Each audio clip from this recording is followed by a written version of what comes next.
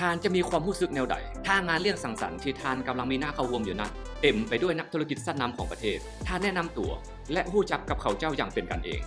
พวกเฮาเชื่อว่าท่านอาจมีคำตอบในใจอยู่แล้ว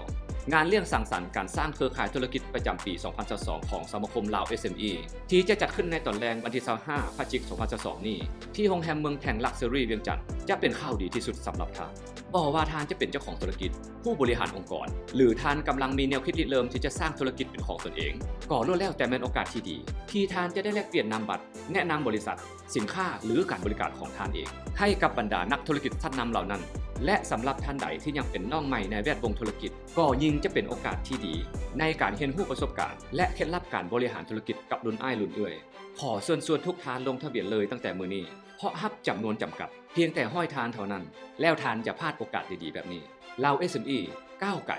สร้างความสิวิไลก้าวไปสู่ระดับโลก